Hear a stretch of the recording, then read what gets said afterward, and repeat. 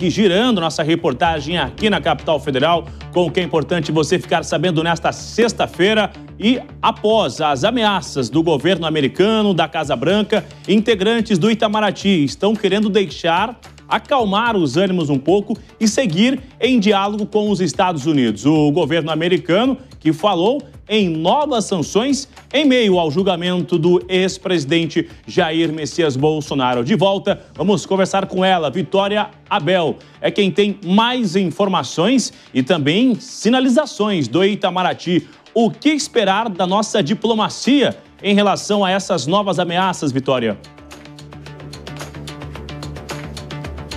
Pois é, Bruno, a gente conversou com integrantes do Itamaraty logo depois dessa fala bastante dura do secretário de Estado americano Marco Rubio, lembrando que ele disse que os Estados Unidos poderão responder de forma adequada a esse caça às bruxas, o que ele chamou, portanto, de caça às bruxas, que seria a condenação do ex-presidente Jair Bolsonaro. E o que integrantes do Itamaraty avaliam é que, nesse momento, é necessário deixar a poeira baixar, acalmar os ânimos, aguardar um pouco para, em seguida, retomar o diálogo com a Casa Branca e com auxiliares do presidente americano Donald Trump. A gente lembra que a gente também contou aqui na Jovem Pan há algumas semanas, quando se iniciou aquela conversa sobre o tarifaço, logo que o presidente americano Donald Trump impôs 50% de tarifas aos produtos brasileiros. A gente contou aqui que o Itamaraty estava tentando achar caminhos para chegar na Casa Branca, caminhos que podiam, inclusive, incluir parlamentares americanos, tanto democratas quanto republicanos, que tivessem contato com representantes e auxiliares próximos do presidente Donald Trump. E é esse trabalho de formiguinha, procurando canais para se chegar na Casa Branca, que o Itamaraty vai seguir fazendo. Mas o que um dos representantes da diplomacia brasileira me disse é que não depende só do Brasil, depende justamente de que as portas da Casa Branca estejam abertas a esse diálogo com os brasileiros. Ontem, a resposta oficial do Itamaraty nas redes sociais foi bastante dura. O Itamaraty disse que nenhuma ameaça vai ser tolerada ali pela democracia brasileira, mas é importante ressaltar que eles seguem sim tentando fazer esse diálogo. E a diplomacia brasileira, é importante também a gente pontuar, ela tem um dos motes dessa diplomacia é justamente respeitar a soberania nacional e a altivez dos países. E o que esses diplomatas nos explicam é que por que o presidente Lula não liga diretamente para Trump, né? Que é algo que muita gente se pergunta. Porque isso poderia justamente ferir de alguma forma a altivez brasileira, que é importante entre dois chefes de Estado que eles conversem de igual para igual. E para que essa conversa aconteça, é necessário que exista um intermédio dos assessores, para que esses assessores possam combinar uma conversa de igual para igual, com um assunto definido e, portanto, para que não haja, por exemplo, o risco de um presidente não atender o outro, de o presidente Lula, por exemplo, tentar falar com o Trump e ele não atender. Então, tudo tem que ser muito bem desenhado para que uma nação não saia diminuída em relação à outra. Bruno.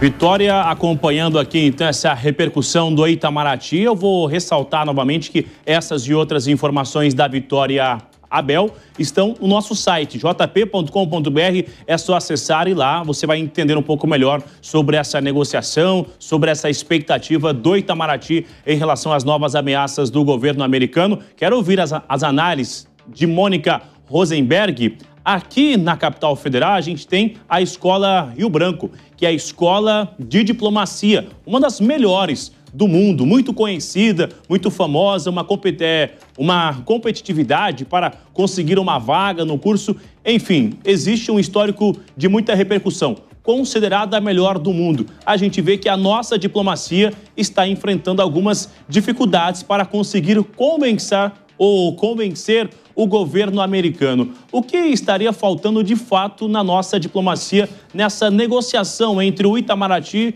e o governo americano, hein? Bruno, está faltando diplomacia para a diplomacia brasileira. O Brasil sempre foi um país líder, sempre foi um país exemplo e agora deixou de exercer a sua diplomacia.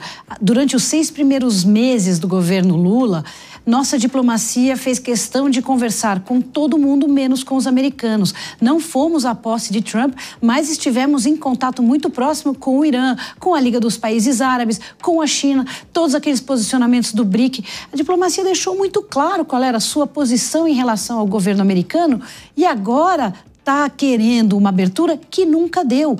Então, nós vamos ter que fazer aí um outro tipo de trabalho. Não adianta agora a diplomacia dizer e vamos insistir no diálogo, porque quem nunca teve o diálogo como deveria ter tido é justamente o governo brasileiro e a nossa diplomacia.